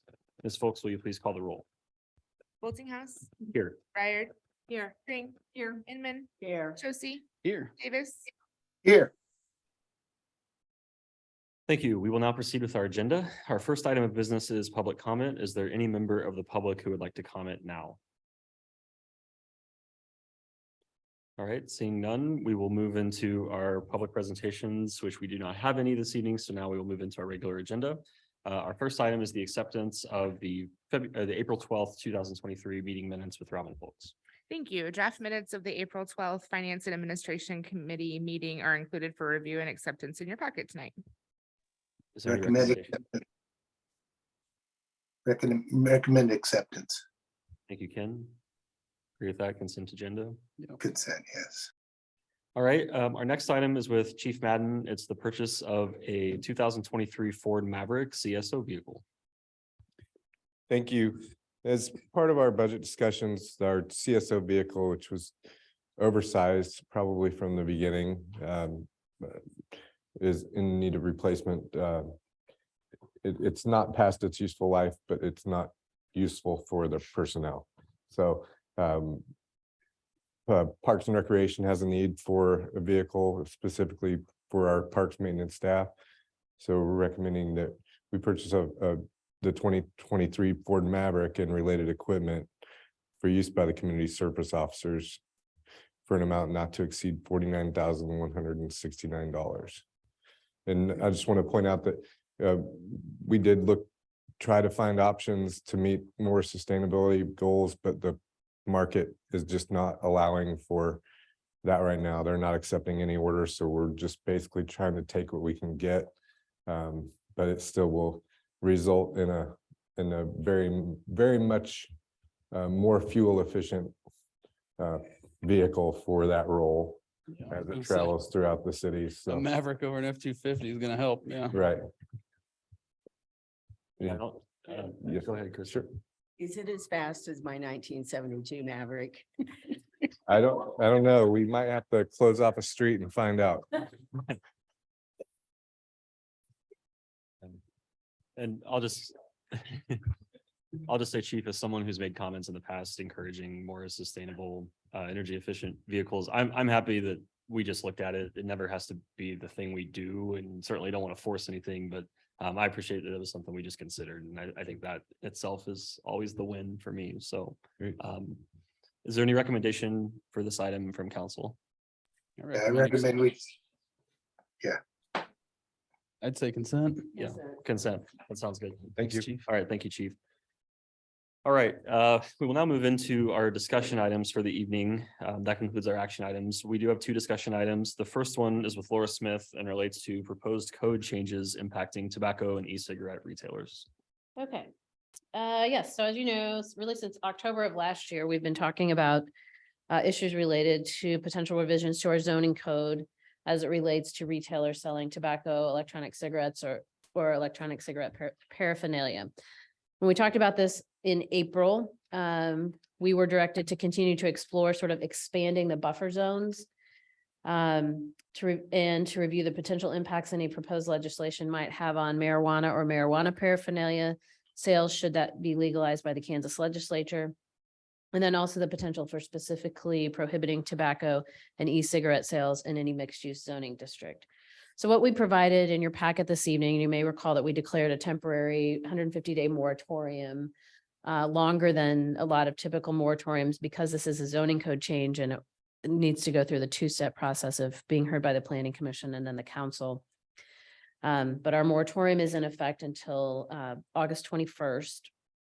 But the packet that was provided last Friday illustrates 1,000-foot buffer surrounding the following uses: existing tobacco retailers, schools, churches, other assembly places, and parks. And I think in looking at that map, I'd be happy to answer any questions, but I think based on the feedback that we've received up to this point, I think that accomplishes what I've heard the council suggest that they would like to see. Couple of things I have talked with Mr. Heaven preliminarily, and we can be very specific in the way that we craft the legislation, that it will not impact marijuana retailers or those operations should they become legal in the future. So we'll be sure to point that out, but we can certainly draft the ordinances in that manner. The one recommendation that we would have as it relates to the potential of excluding that as a allowable use in a mixed use zoning district. Our recommendation at this time, so the only parcel in the city that is currently zoned mixed use is the Gateway site. And we know that we will be, once we get through the update of the comprehensive plan, that we will turn our attention to a larger zoning code update process. In conversations that we've had internally, there are some other uses that we want to evaluate and discuss that are either allowed or prohibited in that mixed use zoning district. And we think it would be most appropriate to include tobacco sales at that time, rather than amending the ordinance now and then coming back and amending it again in the future. Obviously, because of the location of that existing mixed use zoning district, we aren't impacting any locations currently. So be happy to answer any other questions. If the committee feels like this aligns with your goals and objectives, then I would work with Mr. Heaven to get the ordinance prepared, and we would start that process through the planning commission and then ultimately back to the city council. Trent? Yes, Chair, Councilmember Davis. Yes, I just want to say that I do think that this addresses my concerns and fulfills the wish that I had expressed early on in this process. I do know that our discussion yesterday with the Planning Commission, that term mixed use is perhaps not going to be part of the future comprehensive plan. Is that correct? I'm not, I think it was a discussion more of the density definitions within a mixed use. Term mixed use, there's actually a zoning district called mixed use zoning. And the only zoning district that's mixed use is the Gateway site. So we would have to physically amend the zoning code to address the sale of tobacco in that location, that particular district. That really has nothing to do with the comprehensive land use plan, because that's just a conceptual document for future land use planning. But that'll be. Okay, thank you. I just wanted to make sure that whatever we did going forward, that however we term that mixed use and wherever it's applied would be included in this. Is that correct? Yeah, like, so the mixed use zone would be something we'd address after the comp plan, like Laura said, when we go to a zoning code update. Okay. But I agree with you. I think it's not appropriate for tobacco there. Agreed. Thank you very much. Okay, then we will move that forward and I'll share kind of what that anticipated calendar is. I'm sorry. I think Councilmember Chociej. Yeah, you mentioned wording this specifically to avoid affecting marijuana retailers. What did we suggest on that? Where do we land on that? Because for me, it's about something you're putting in your lungs, not necessarily what you're putting in your lungs. It's smoking in general is kind of problematic to me. But I don't know where we're headed on Consensus that. that I heard in April was that we did not want to inadvertently, in the process of passing this legislation, do something that might limit the ability of retailers to locate in the community. Because I get that right now they'd be able to go nowhere. So That makes sense. Yeah. Okay. So I think we can revisit that. I think Mr. Heaven thinks that much of that will be regulated at the state level, potentially as well. So I think it's appropriate to just, narrowly tailor that, and we can certainly amend Well, if and that- yeah. if that's the desire in the future. Deal with it when it comes. Thank you for the clarification. Laura, is this a discussion item? Do you have what you need from council? I do. So I think if I see heads nodding that this sort of aligns with what you directed us to do, then we'll get this moving forward to the planning commission. Thank you very much for all the work you did and as well, Pete Haven.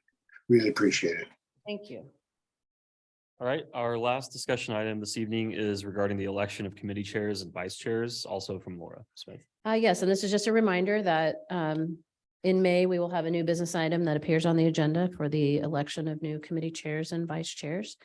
And so we always like to just preview that, so you have time to think about it before we get to the legislative meeting on the 17th. Is there any rule or custom around being both a chair or vice chair as well, and president or vice president of the council? Nothing. No restrictions. I think the council, but certainly there are no ordinance restrictions on that or policy restrictions on that. In the past, we've had a sheet come through with what your preferences are. We're not doing that anymore. I have not distributed that, so I don't know if that's something that's been distributed by council liaisons. No, we had, what committee are you in? Well, I thought the committees went in concert with the liaison positions and there. No. Yeah, we haven't. If it came from me, I don't remember. So I don't think we've ever sent one out. We certainly did with council liaisons. We said, which of our advisory boards or commissions would you be interested in being a liaison to? Those are 2-year appointments. And so we will circulate that. That will happen in December of this year. We'll look at reassigning liaisons to Sustainability Commission, Parks Recreation Tree Commission, Family Adoption Committee, and the magazine editorial board. Laura, Yes. it would help. I think it's a little awkward with the open meetings rules for us to sort of in between have these conversations about who might be interested. It kind of borders on that violation of open meetings law. And I'm just wondering if there could be some sort of nomination process that could be done as part of this prior to the council meeting.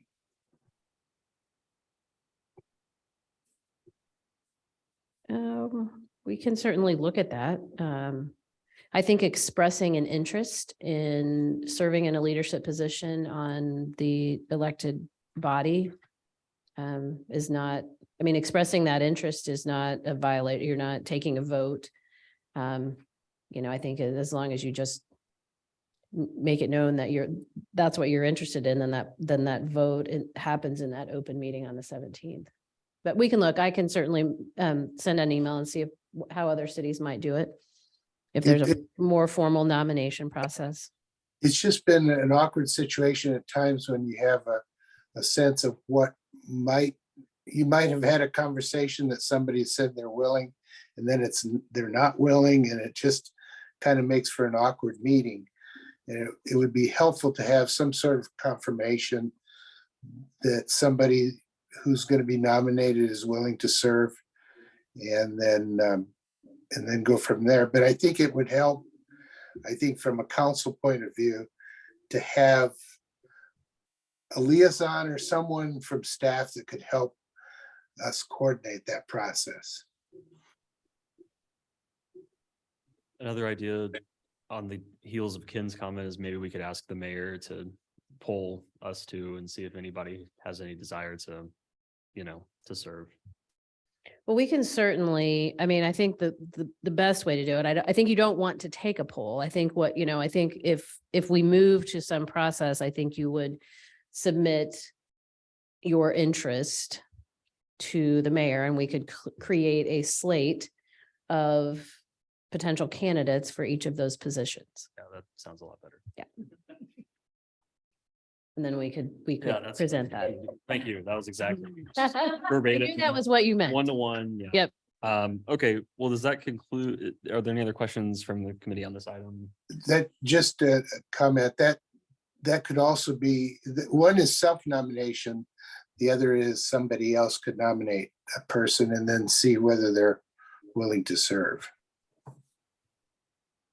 Yeah, yes, I mean, you can always you're always going to have the opportunity to have nominations from the floor, right? Even with the slate. You could prepare your slate and then you could you typically would open that up to any other nominations from the floor. Right. Or if somebody really wanted to be in one of those positions, they can just send the mayor a note and say, I volunteer to do X, Y, Z, right? That would be great. I mean, I think that's what I am suggesting. If you're interested in a position, and I will confirm this with the mayor, that she would like to receive that, or, so I'll talk with her when she'll be back on Friday, and I will talk with her about that. And then we'll share out what that process will look like for this year. Thank you. All right, finally, this evening, we do have department updates. Laura, are there any additional department updates for the Finance and Administration Committee? Okay, well, come on up.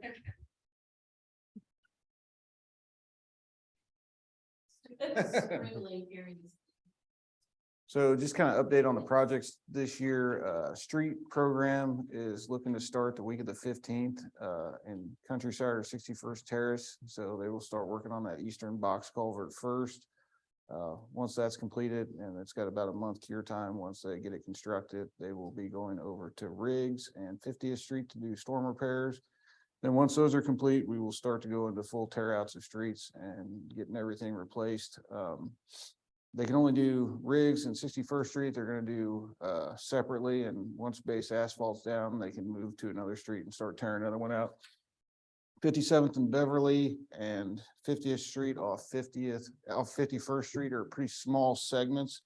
So they're going to tear those out at the same time, just for mowing, for the asphalt. They can pave those on the same day and do the cement treated subgrade the same day. So, and they're kind of far apart from one another, so parking shouldn't be an issue. So that's gearing up to take off in the next week or two. Fox Ridge is estimated to start hopefully by the end of the month. Basically waiting on manufacturing of precast pipe and structures. So it's looking like we'll be able to get started at the end of the month. A lot going on all these streets right now. It's been about 8 months of utility relocation. So you probably won't see any changes to the streets, but everybody's still working on all the streets as well with utility relocation. But Fox Ridge should be going full swing, hopefully by the end of the month. So be happy to answer any questions on the projects coming up. I've got a question for you in regards to 50th and Riggs. Do the garbage trucks currently have to back out of that street, or they just back out of what is it, Warner or Walmart? Walmart for sure. I think just the way Riggs, like it's not a cul-de-sac, but there's like. Yeah, there's a circle at the end there, yeah.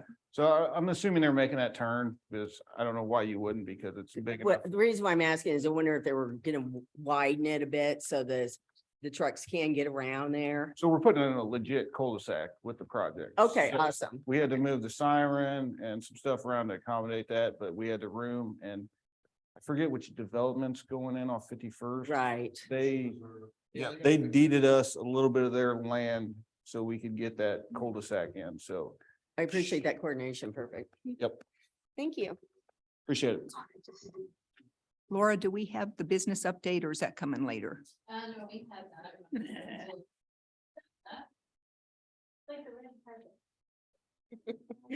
All right, thank you. So I have some good news, some sad news, and some updates for you. So I'll start with the good news. Tacos El Gallo opened today at the old Lala's Kitchen location at 5038 Lamar, and they are ready for your business. Casey's has pushed back their opening, unfortunately, due to delays, but they have a tentative new opening date of June 1st at 5800 Johnson Drive. And I'll keep you posted if that changes again. They're looking forward to a really fun grand opening. Here's my really exciting news. Crumble Cookies is coming to Mission. They're hoping to open by the end of May or the beginning of June. They're going to be at 6021 Metcalf, which is where Subway was before. So they are a nationwide chain. They have over 600 locations in the United States now. And then Triforce Chiropractic, which is a local holistic wellness healthcare location, will open at 4730 Lamar, which is just south of the Quick Trip there in that brown building.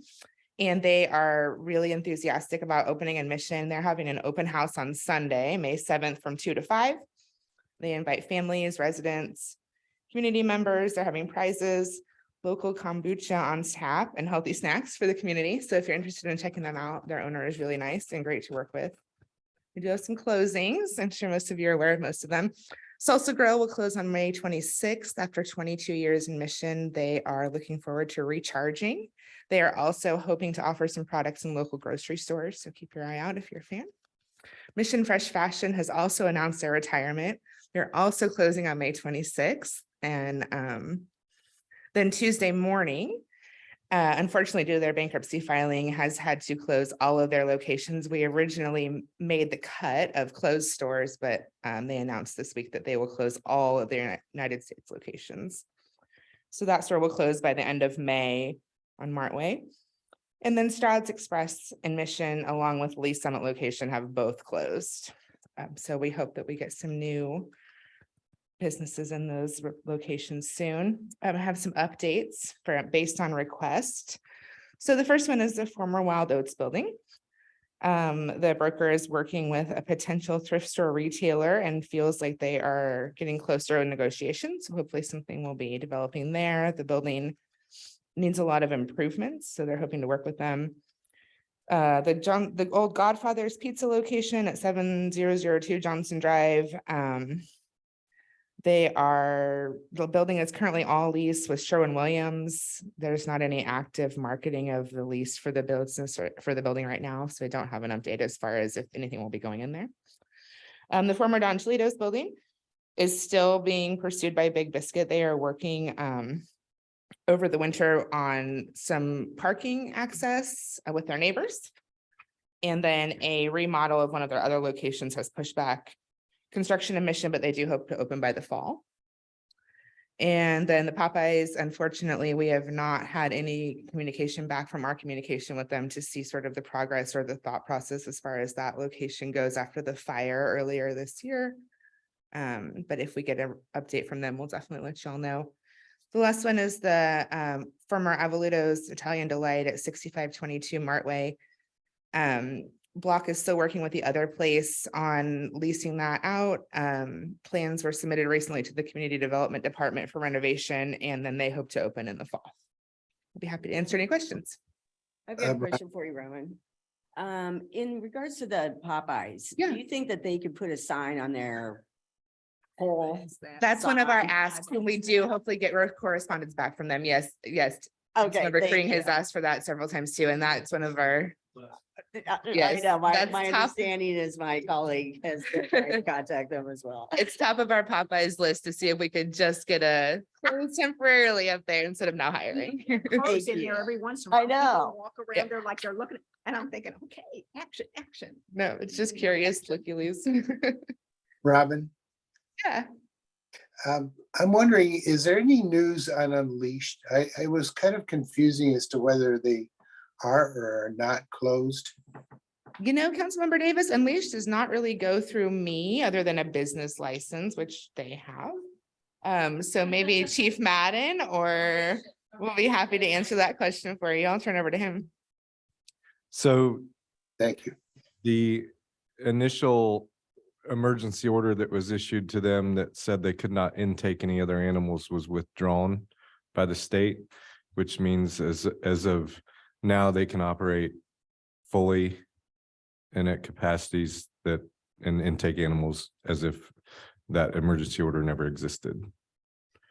The state continues to investigate and go through the hearing process, but that emergency order was appealed and then subsequently withdrawn. Thank you.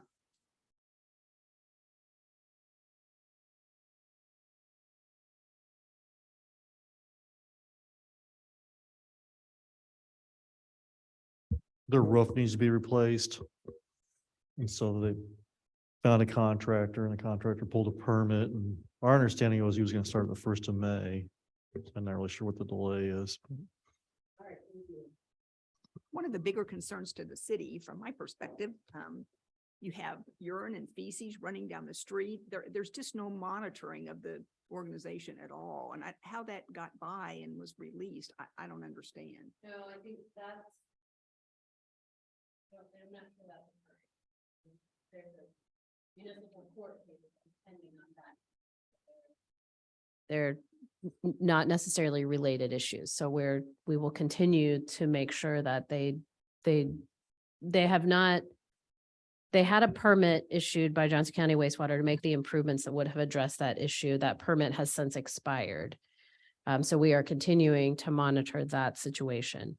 But the work that the state is doing, because we don't, so we have that opportunity to go in because it impacts our stormwater permitting requirements and systems.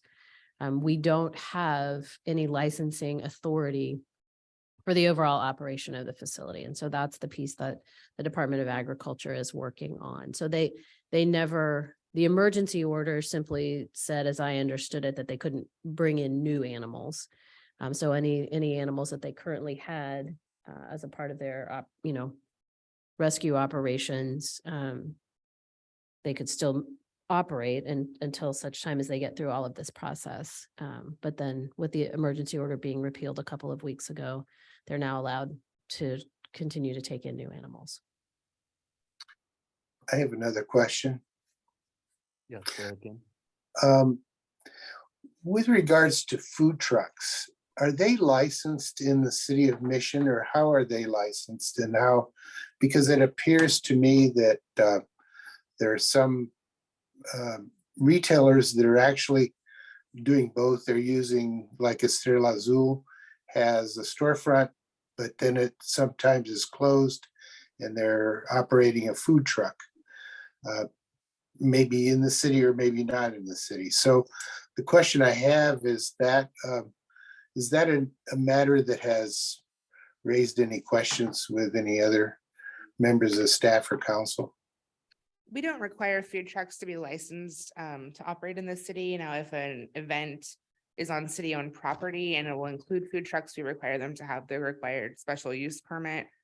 But food trucks are not required to be licensed. Estrella Azul, as your example, is licensed as an occupational license. They have a drinking establishment license, but we don't require food trucks to have a separate license. We do always remind them that they need to make sure they're charging the appropriate tax based on where they're selling. So if they're set up a Mission, to make sure that they're taxing correctly based on our taxing.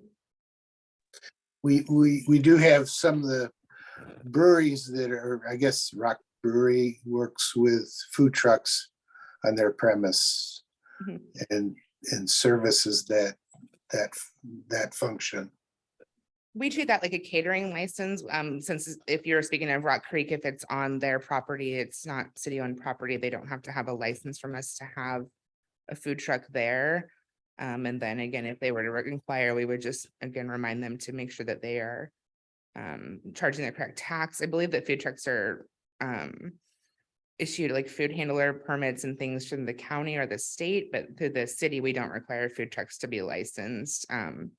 And then same thing like at Sandhills, they often have food trucks or food out on their patio. And if they're having a bigger event, specifically at Sandhills, they do always make sure to get their special event permit through the city clerk's office. Thank you very much. Thank you.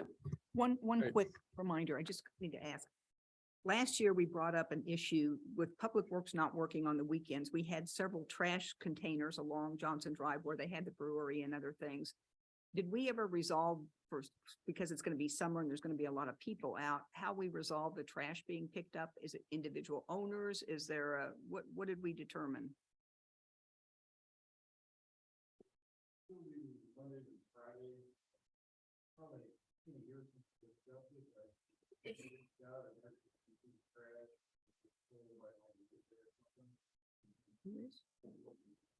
So I'll repeat just for microphone purposes, but our crews do a pre-weekend and post-weekend pickup on Friday and Mondays. And then as we recall, about a year ago, we spoke with Sandhills at least, that they were willing to monitor it if that wasn't sufficient, just in that iterative, interim time in the weekend. All right, thank you, Robin. And it is now 8:25 PM, and with no further discussion, that concludes this meeting of the Finance and Administration Committee. Again, this video will be made public on our website at missionks.org. Thank you. Good night.